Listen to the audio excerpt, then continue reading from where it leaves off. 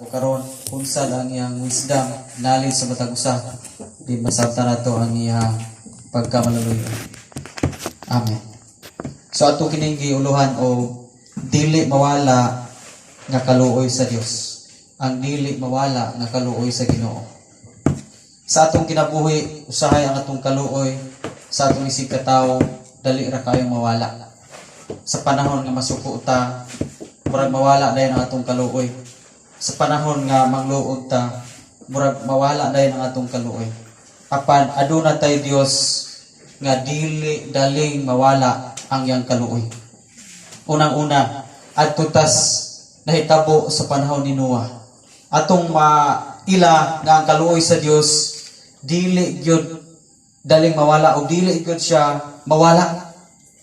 Kay matud pa sa Genesis chapter 6 nga nagbasol ang Dios sa diyang gibuhat niya ang tao, sa diyang nakita niya nga dautan na kaayo ang tao sa kalibutan, nagbasol siya, sa lain pang termino, nagmahay siya, nga gibuhat niya ang tao.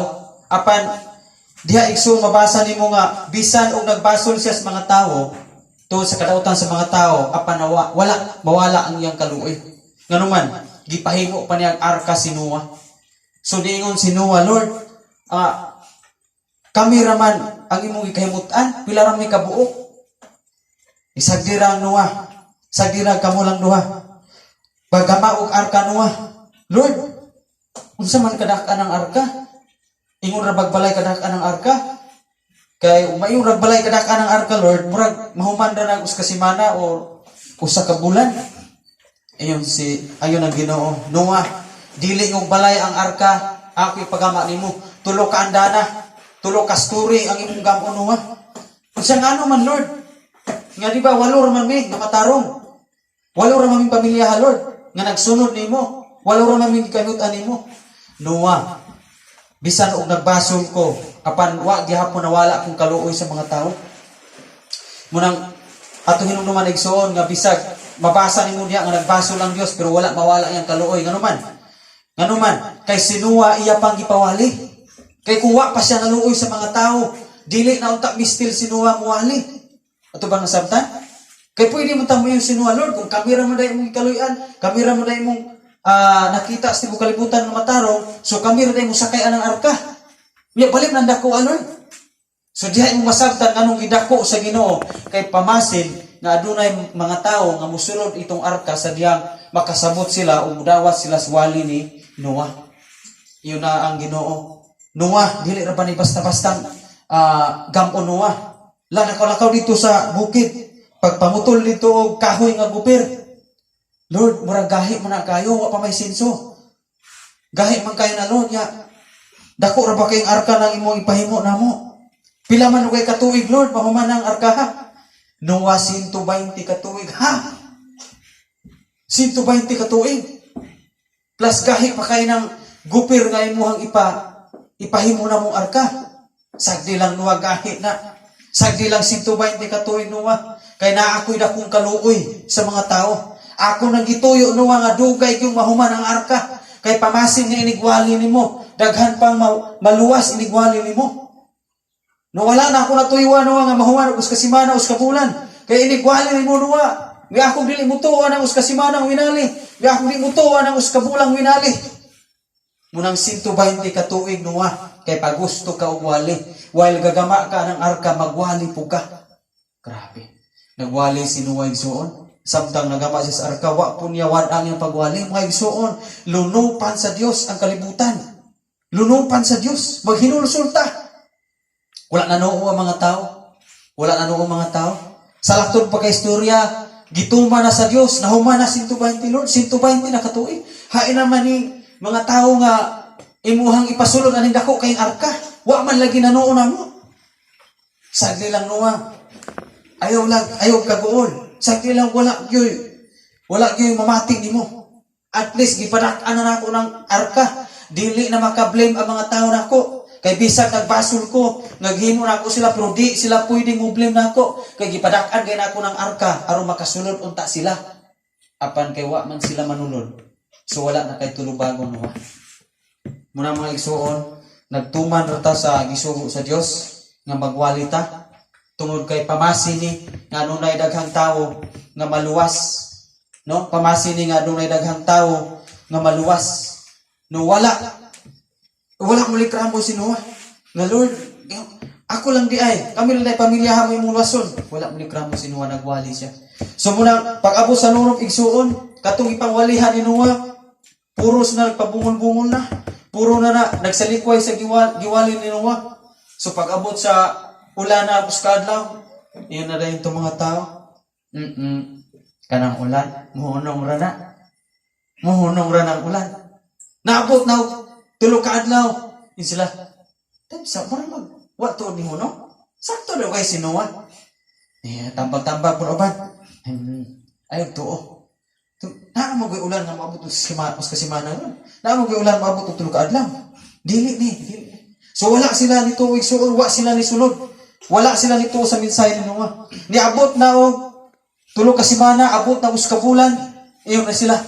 Murag lain na yun eh. Murag lain na ni. Kaya na nagkanang baha, na nagdahinggay na ng mga bukid. Kaya kaning ato ang gibalayan din eh. Na anay daghang tubig. Dili na takasuri-suri ini. Mga ato na nagway taditos, arka ni Noah. Abi na migsuon, sa study, ang arka giablihan pa samtang gaulan. Diha nimo makita nga paghapon mawala ang kaluoy sa Ginoo sa mga tao. Gaabli pag yun ang pultahan sa arka samtang gaulan. Nganog yung 40 ka adlaw, wa man niya anang uska adlaw, uska gabi, wa man niya gilunok na yun. Kay pamasin, giabrihan pang arka, pamasin. Nga dunay mo adto dito sa arka, upadol dito sa arka, musulod. Apan wala igsuon.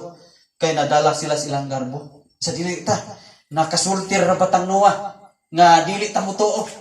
Nakasultir na batang Noah, samtang nagwali siya na malibad na rabata. So dili na ta, mistil man to dito. Wala nila giluom ang ilang garbo. Na sila'y garbo sila manuol dito. O sa dihang hapit na 40 ka adlaw, gi-close na sa Ginoo ang pultahan sa arka. Close na. Dito na sila igsuon sa 40 ka adlaw, 40 gabi dito na nang lutaw na ang mga tao. Na nagsakay na sila mga tabla, nagsakay na mga balani, nagsakay na og mga gaan, mga galon. Sakay na sila sa mao na ni ang panahon mo adto tan Noah.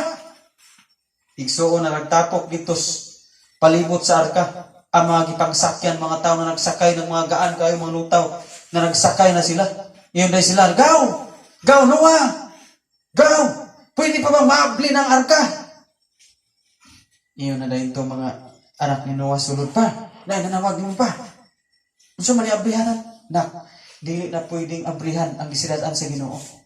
Kay walay si kinsa, bisan si kinsa nga makaabli sa siratan sa Ginoo, o walay bisan si kinsa nga makasirado sa ablihan sa Ginoo. Dili kita ang gasirado, anak. Dili kita kadawog, anak, ang Ginoo. Muna ang isuon mintras nga abli pa ang ganghaan, abli pa ang pultahan. Dili ta magpadala sa ato ang kinaiya. Dili ta magpadala sa atong kinaiya nga dili kahimutan sa Ginoo. Atong ipaubos atong kaugalingon mintras abri pa ang ginharian sa langit. Ayaw paabutan nga muklos. Kay dili na ta makaabri sa dihang iyang siradan o dili na ta makasirado anang iyang ablihan. Niyo na gaw, parinti na ta. Ablihin aning arka. Niyo dahil si Noah. Bisan pa og magkinag-agaw ta, bisan pa og parinti ta. Pero dili ako mo'y nagsirado sa pultahan sa arka. Ang kaluoy sa Dios giablihan pa ta ni ganiha. Apan kay wa mampun mo na nalingog sa iyang kaluoy, munang nasirado ng karon. Munang igsuon, gidugay-dugay sa Dios 120 ka tuig. Gipadako sa Dios og himo 40 ka adlaw gilunok nganuman. Ang iyang kaluoy naara ato. Bisag nagbasol siya, naagyapon iyang kaluoy. Okay, laing prueba nga ang kaluoy sa Dios wa gyud mawala. Katong sa siyudad sa Ninive, pinakadautan nga mga tao na muyok, puros dautan. 120,000. No? Murag coincidence, no? 120 ka tuig ang arka. Ya dito sa Ninive, tuwa po 120,000 kabuk tao dito. Nga puros dautan. Ya gisugo dayon si Jonah. Jonah, lakaw dito sa Ninive. Kay bisag mga dautan na sila Jonah. Sulod sa 40 ka adlaw. Di ba? Ang lunok, 40 po kagabi, 40 ka adlaw. Iyon po sa dito sa Ninive. Sulod sa 40 ka adlaw, Noah. O Jonah. Dili na tubig ang akong ilunok dito. kung dili paulanan kung kalayo ang Ninibe. Ang syudad ra gyud sa Ninibe. Iyon si Jonah, yes. Nakayes siya, yes. Salamat kay iyang paulanan o kalayo ang Ninibe. Nakayes si Jonah kay sayang kasing-kasing wa man say kaluoy sa Ninibe. Munang usay kita no ug wa tay kaluoy sa mga tao. Murag malipay ta nga naay dakong kadaot nga mahitabo sa mga tao. Si Jonah nalipay sa yes, sige. Isa diyang muadto siya dito, naa siya kalagot sa mga tao. So kaning kalagot makawala sa kaluoy. Apan ang Ginoo bisag paulanan niya kalayo, pero labaw pas kalayo ang iyang kaluoy dito sa Ninibe nga naman. Kay nganong ipadala pa man si Jonah upo na siya kaluoy sa Ninibe. Di ba? Kung nawala yang kaluoy sa Ninibe, nga niyo naman siya, sige paulanan ako kalayo ni Ninibe. Apan bisag nag-ingon siya paulanan kalayo, pero nagulan po ang iyang kaluoy sa Ninibe. Kaya iya pag yung patuon si Jonah, pwede yung tamiyo si Jonah, Lord, ingon po nga paulanan ng Ninibe. Sige, paulanin na dito. Wanay mistil nga muhalip ako dito. Imo na ng raso, imo na ng hukom nga paulanan. Di na mistil. Ang Diyos, kung imo samton, samag niyo ni Jonah. Jonah, kalma lang. Kanang imong kasuko anong Ninibe, kalma lang. Kung nasuko ka sa Ninibe, kung kay kaluoy sa Ninibe, ako naluoy ko sa Ninibe. Bisag ako nang pakaligoon sila kalayo, pero nawala akong kaluoy nila. Basin di ay Jonah, inigwalin di mo dito, mahinulusol sila. So di na ako ipadayon ang akong tumong nga laglagon ang Ninibe. Munang si Jonah igsuon samtang nagwali sa Ninibe, no? Yang gipangkasab-an ng mga tao. Mao di ay mo mga taga Ninibe. Mao di ay nasuko ninyo ang Ginoo. Mao di ay paulanan mo kalayo sa Ginoo kay mga dautan dai mo kayo dinhi. Bali suko ang gawali si Jonah. Dayong dito siya paabot siya 40 adlaw. Pason tao. Birisi Mayunta, upaulanan na si Ginoo. Karon, kay nakadungog man ang hari sa wali ni Jonah. Nakadungog ang hari. Niyo na hari sa iyang ginsakupan. Maghinulsulta, delikado ni. Kung hitabo sa panahon ni Noah, pwede na mahitabo sa tuwa. Maghinulsultang tanan. Bisag unsa ta kadautan, hala maghinulsulta. Magpuasa ta, tanang hayupan nato. Tanan, karnero, di ato pakanon. Papilo na to puasa ang tanang hayupan. Hasta kita. Na nagsulot sila sako isuon. Timaan kini nga naghinulsul sila. Diha, imbis paulanan sila kalayo sa Ginoo. Apan niong dumini, nagpatigbabaw ang pagkamaluluyon sa Ginoo. Gikaluyan sila sa Ginoo. Si Jonah dito nagpabukid. Nang luod si Jonah, kung mo tanaw ng Biblia, pagpasa nimo nga si Jonah nagpabukid siya kay nang luod siya. Nagtanaw sa sinilingan. Kaya ano sa man daw kayo ni? Mahita, o mga hurot na sila kasunog ron. No? Nagpalayo ang si Jonah kay nahiubo siya nga wala ipadayon sa Ginoo. Di kasab-an siya sa Ginoo. Jonah, dili maayo ng imuhang kinaiya nga wa kay kaluoy. Bisan pagdaghan na sila sala, bisan pag grabe na ka makasala, nagluna nagsala ang Ninibe. Pero wala akong nagtanaw sa kadako sa ilang sala. Kay dako kay niya kung kaluoy nila. Munang isuon usay magtanaw ta sa atong mga nabuhat. Nga dako na kaitag sala sa tubangan sa Ginoo. Nya gitan-aw kas Ginoo nga ang iyang kaluoy kapatigbabaw ang iyang kaluoy nato.